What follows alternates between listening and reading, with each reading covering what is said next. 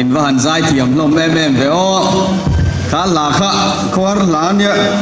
an kan sawar lo nge ni ke pe chu ka sian na kal voi khat na mun chu ka ti hial ni in thiam ka te khom mai le kan chairperson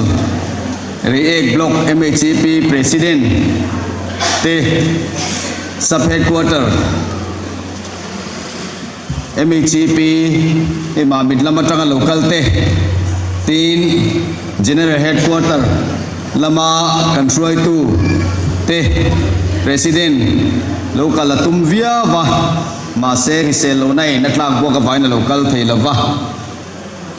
sub headquarter lama tanga local te tin leng te branch MHCP atleng tu ko rante antila leng te MHCP branch tin voinia hey ron troi om tu mun sang sanga hey khom pi ron mang tu te tin helaya khonei tu VC te OMA NGO te MUP te helai ko tlang lu le pa zong zong te tin party lama kan suai tu voini meron troi om tu te in zawai chunga lom thu ka soya chi bai ka buk chuwa tin kan zai thiam pu lantea artist voini a in midu tak kan chang lau hi alom om le a ani hi voini a miron troi om the wangin anen alom thu kan soi boka hey March ta ni som pariat hian Kolkata chapchar kut manna kut pa min soma chuta po chuan min troi om le thi donin kasia he kalom le ni voi khat Kolkata kasu welfare president kan ilain kan cha thatoa lom kop maya ani hi tunaya pe chuan chana hare me mani chapchar put lo ni tur bok nen chu tiang chon vai nia tilai MHCP program angai poi mo kan som na te min ti lot lin sakhi achunga kan lom le bok ani ti kan sei duwa hey COVID-19 awangin hun engemot ti chung chu hetiang program in khom pui te conference te kan mang lei thei lawa umina hetiang program hun tha hun ral muang kan nei hi alom om le a heng te pathian suaina ni ti kan siat apoi moin ka sia COVID-19 mai ni lavin har sanna chi sang sangin min tlak buaka hey voinia kanin khom pui na leng te khua pe chu har sanna tok na sa le ni COVID-19 na an to ka ran awangin safe awangin har sanna na men lawan to ka atuar ber khua anni om mange ti tur hial khopan ni chu tiang chuan tong sang sangin mang an na le buana te na tlak buaka helaya hey hol thar nuam taka MHCP conference kanan nei te hi lomom le a he hol hi kan sarkar nuwa hetia MLA fan tele fandang sang kanan so khom te tanga kanan din puitlin ania a hon na tak po hi kan la nei chia lawa rem changa mumal takin a hon na te po kan la siam mai theya chumi ma chuan MHCP conference nana kanan mang thei hi alomom le ni hey React Block chunga hian khosom ni le pathum borvel inoma chuta chuan kabial chung khoriat vel hi inom ve adang zong chu dampabial MLA constituency zong chuan ani voinia mungai lo melte kanan hu chewa alom om katia alim om po katia tin zai thiam senior zai thiam tak mai pi hual ji ki kan zai te kan ngai tha theya hei alo man tur te po aran pai kan buat sei sakani nakina kan tu sei zo lama te po kan han pe tura ngai langin atrome kan sia tangin COVID-19 in nasatakin mi aching chiveta sumi effect chu voini teng hian kan latuara ni khovelin kan latuara kan ramin India ramin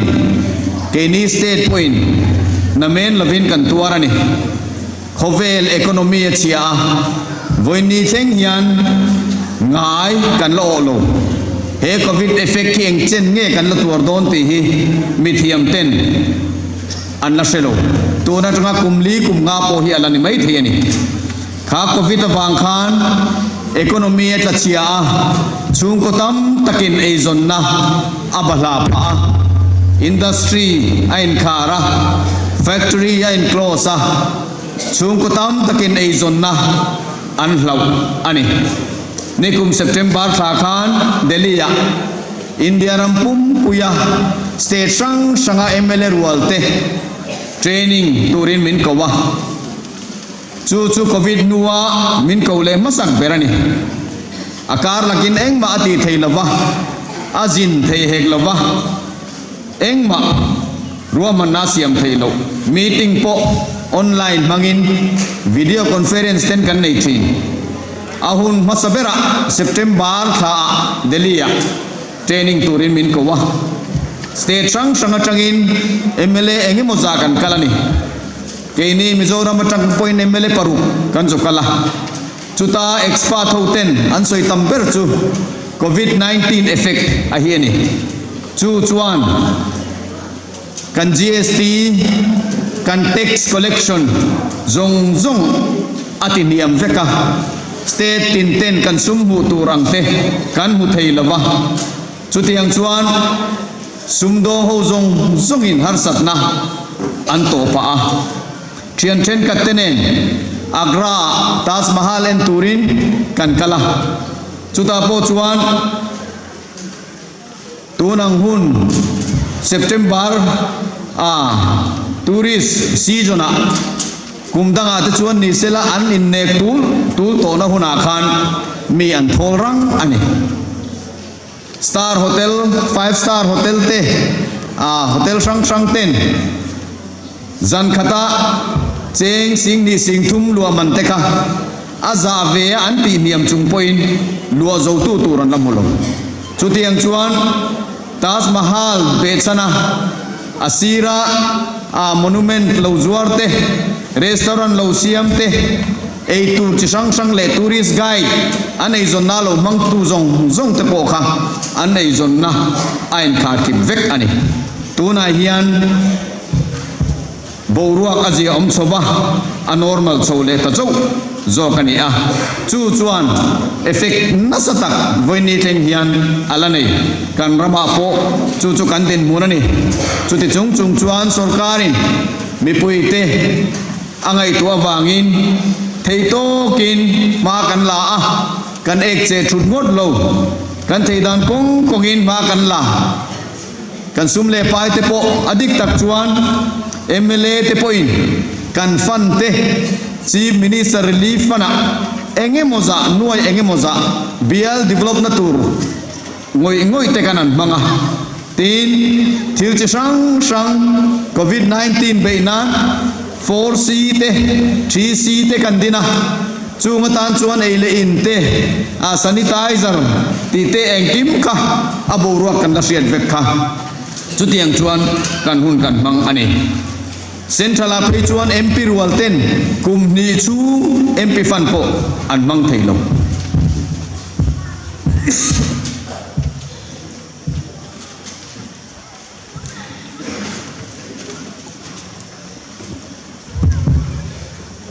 chutiang huna chuan kan dinga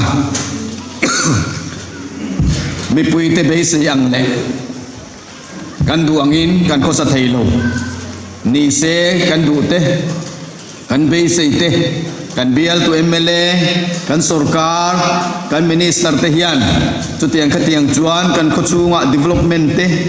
mi puite tan kan flagship program te po hanti sela ti kan du ngoi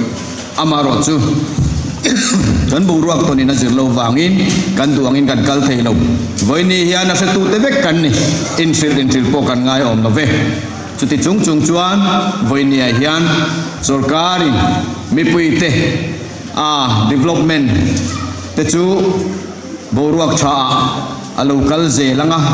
kan dam ko chu hi poimo berani te in chu tiang jong chuan sarkar point kan sum nei ang te kan tha le tuite kan hun te kan mangani voinia boruak thol takara hetiang boruak in khom pui limom tak kan mang thei hi alom om kati a e kan bial chunga leng te khuwa ngei mai in lo mata alom om kati khom maya hun chep tak le ron kal lo mai ang tina chan tur thaem em kan nei lai ani kanin khom pui lian kan manga assembly poimo ber budget session tuna hian kan nei me kani voin hi azoni nia demand pathum poimo em kan soidon chon hudar ni hi chu han ken chole man katuma chu tiang chuan voin ni hun hi kanon ngai poimo kanon tel sam ani ti te po min lo siat pui kan du engpo ni sela nia thil reng hi pathian hian ahun taka aten ti thina ni ti te hi se ila mal som na kanan ti te po hi ahun taka don ani lo chuan mal som na aking tak lo fa patlan bawa khana chiang khom mai fa panau pangzokin apa ne na affair sel achan ai ngoi adil suaka apa chuan alo pe ve maya chu lok puina na mangem that puina na mangem deulo siat puina na mang trak chu wang chuan mal som na kan ti te po hi ahun taka don mani lo chuan mal som na ating lo voinia hian tun huna kan hun ton zel hi pathian rem ruat ani yang tiringila alok thak thiang berin man tumila hey MHP te khom puya hian katel tam lo khom maya tin we me khom puya hian voi khat chia kalatela sang ni som pakwa khan not van lai phaya kha we me conference on tiang chi poi katel ve chun in kan tri a chap char ku te po hi mizoram an ka mangai manglawa hun tam jok vairama kamana wangin kum som thum don vairama ko ma chu tiang chuan he tiang hun te po hi experience kan nei vak lo ani ke chu wang chuan MHEP te role apoi mo mizoram a chuan NGO kan ria OMA MHEP MUP MZP te sarkar ale khotlanga ko san thengin role poi mo kan nei ani ti hi voi ne hian kan soi thar du achan chu hey mizo te kan van nei tun huna ngan phei chuan kan mizo mei chia te hi in fakum khlot ani sumdo nani sela kan mizo mei chia te hey vairama te sumdong ho te hi kan lo mi kwal ve thina kan lo dong song ve thina ni trong po thiam mang lo sap trong po thiam mang lo vai trong po thiam mang lo Chinese trong phei chu an thiam don lo ti chiang sa amaro chu Guangzhou ate Beijing ate Singapore ate Vairam hun khopui ate ache chuak berte sumdo na po heng te hi kan mizo mei chia te anni tin na thole ei zon na lam ni sela India ram khopui sang hian mizo mei chia te na thok kan tam na tok sarkar na mai ni lo private company ate le hey beauty parlor ate spa ate hotel ate heng ate pon kan tam em ani mizo mei chia te hi kan ngai sanom khlot ai zola han kalila zinga ko wak thina zinga ka butam ber chu veng tina nu ho an bazar tu lo boy puite in rin ni chau ani lo chú tiếng chuan à thầu ma à pha te rồi tour ni se la chú tiếng chuan sikula nu ho mei chia kan manga nghe ni Mizo society pe chuan min khai ding tu voi ne pe chuan ani tang meu meu hei vaira ma chuan fa te school suai ti te heng ho te po hi pa ho de kin ni mei chia hian an ti mang lo amaro chu ke ni ra ma chuan Mizo mei chia te sangha sat thlengin ar sat thlengin sa sat thleng poin kan te thei vek ani chu ti khop chuan Mizo mei chia te hi kan poi mo hei to pin thanania kan biela chuan campaign ra po mei chia de vek man kan tum to ni yela na an poi mo kan tia kan ngai sang boka chu wang chuan do the ru mai mo la thom tin thil hi nia kan experience lo te kan thil ton ngai lo te po hi adon dan kan thiam chuan trangkai takin lotling takin kan mang thei pathian in malasom the ni te sia tapoi mokom mai novakha pathian in long tuk turi na ti tlat mai ni long tuk turi na ti ya novakha long tuk mi ni kan sengai mi lova chu ti za chu long lo tuk to chu tiang tia chu pali panga lo tuk to ni ti po kha om lo ma se pathian in novakha a experience lamain mi lova long tuk ro atia alen zong la chuan lian em khopa chu tiang chuan pathian thu oina tuk ve to pani mi tam tak chan him nan atuk lotling a chan chu pathianin tiro assignment pe kani ta dawangin voini hian ke ni Mizo mei chia te po hi nu te po hi pathianin assignment ro pui tak min pe ni ti hi sia ila kan thiam wanga mo kan zir san wanga mo kan fel wanga mo ani berlo kan Mizo society kan sia voini hian chan kan mo tak set jet kan society kan thalai te kan tu kan fa te hi nasale zuala chung kwa nu ten he kan assignment hi pathian ina min pe kan ye wangin pathian tan le ram tan ko ran tan chung ko tan kan cher so hi awapoi mo em ai upazana kanan ti te society ya anok sak lo zonga midang te ta na mal som na in to de la khosatu anni ti te hi ke ni nu te hian kanin sum kura kan tu le kan fa te hi nasale zwala kan zirtir voin huna hian awa poi mo em ti hi voin kan assignment na ho ni la athain ka sia kan ti vek nu ani he ai nasale zwalin pathianin min hun na le kan assignment min pek ani awangin heta hian tran ila tharle tiang u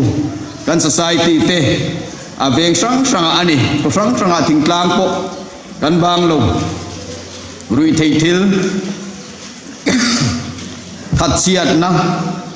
mani in to del lo za thak ti na po siat lo na atlang wala pumpa nula pumpa nu le patar jok te tho chuale an mani thazana nuaya omtra latum lazamia lote heng te hi kan society kan Mizo culture in aphal lo arem ti mia lo thil ani heng te hi atharin in zir ti thale te ang u atan na tur chu khoi nge nu le pa chung kwa hi ni nu te mi zia hi fa ten an lana sa em ti hi kan sia tangai achan chu nu te tuya kan chom kan than len tir kan kut koi an ni awangin kan background te alo thalo ani the thari lam kha voine hian a poimo berlo pathian in assignment min pe khi kan ti lotlin angai ke po politics sa ka zuang lun ngai lo politics si ari mara po ka rengai lo kan sung te po chu tiang ti mi anom ngai lo amaro chu sarkar na ka thoka India ram ko pui sang sanga vaira ma kum som thum don ka tei nuwa karon zuang lut ve to pa chu tiang chuan mi pui tele pathian zara he ram rong bol na thok ur hian chunglamin min ordain venin ka sia ka thei to ka chuam mai ka thei to bang chu ka thin big lo ka thei to ka ro hi chu ka chua don chu he din mun min chel tir tu poina min be se ni ti ka ria da wangin chu ka pom ve top mai ani no wa po long tuk experience ani big lawa ma se pathian in tugro ati wangin pathian tu oina tuk ve top mai ani atuk lotling le nga la ni chung ta chu voi ni hen han sei kan du a tin thil reng hi nia fam kim lo na ani ya politics fila pe chuan in dem na te in short na te ana sa le zwal khuya po hian ani ko rana po ani tho ko ran ruai tu te kan rong bol tu tam tak te po hi khoi mun sang ra chuan in short na du khop lo na atam NGO ate po ni vek mai kan headquarter ruai tu te po ani reng hi sumi reng chu ti po kan nei in karing ere ek block ruai tu te po hian tin lo na tam tak an na yang sui se na tu tam tak po an na yang ti karing chu tengin sub headquarter ruai tu te po kan ni na mun che ba hian tu ma a perfect thei lo amai ro chu he principle hi kan siat lat angai Davida le Goliath anin be khan Goliath khan Philistia mi ani Israel fa ta kha nitin achowani an kum dum duma tunge min chou tunge ka that chimit vek don chou tin ain tho sa dum reng ani chu Davida khan nitin a siang amaro chu nitin han be kha tul atilo amaro chu in be na tla ami te him na tur le ama tan poa mal som na turaka engen ti athirtlat lal solan he million pa tu dol thei chu kafanu nu puya ane yanga he Israel ram lal bera hian kasiam don ani anti huna chuan kha million aka pathian chakna in pathian ron chungin aron pen chuaka chuan aman ruwa kha chele ma se pathian in noin tlata wangin amal soma kan thiam na te kan fin na te kan man ruwa te aro pui lawani thei pathian chunglam anoin men ni poimo chuan atuk dola Israel telal tialo ni tani nitin khang chowna le soi chiat na le in ro sak na kha han chou le ta sela kha reward ka amu kherangem teulo eng hinge kan beitur eng soi sel na hinge dowila lok tha eng betul hinge he eng indo na hinge fight la ti hi roi tu te phei chuan kan chut turani mi soi sel na zong te tin min chu tiang ka tiang chuan ti tur zo kolom ti tur ti khot te hi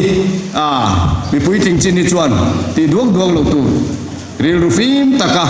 ngai tua ve te he hi pui ting zia ni tam tak chu kan ni kan zia pui ting lo zia ka ti thina hey khotlang kanun ho na te ko thana kan rong bol ho na te tin politics kan rong bol na te pon ani vek mai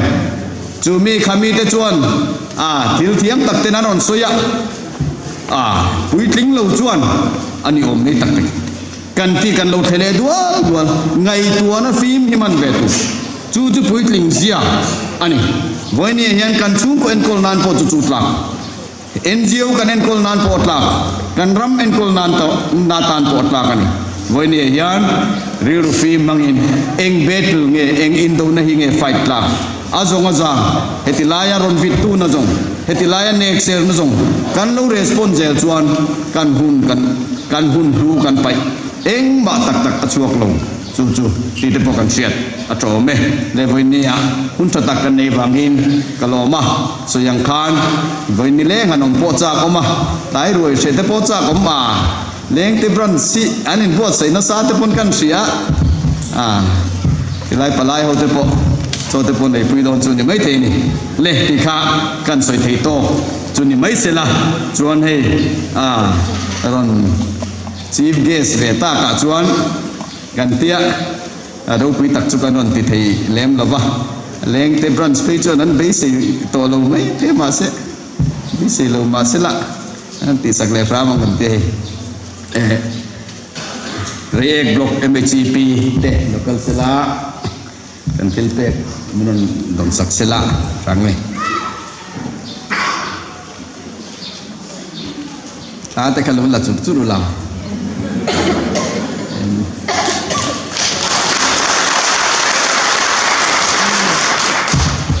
leng te brunch MHP hi te le thau ba ko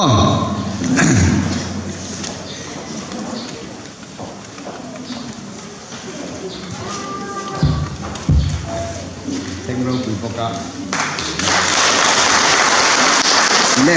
kan zai tiam pi hol ji ki local vesela no mangan lo pe venge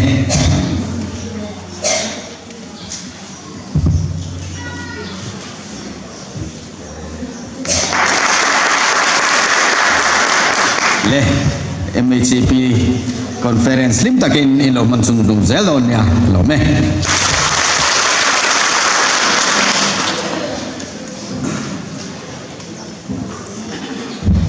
Hello mom le mei ka kan kwalian he changin thu chatak tak te kan ngai tha a kan zom nge tur te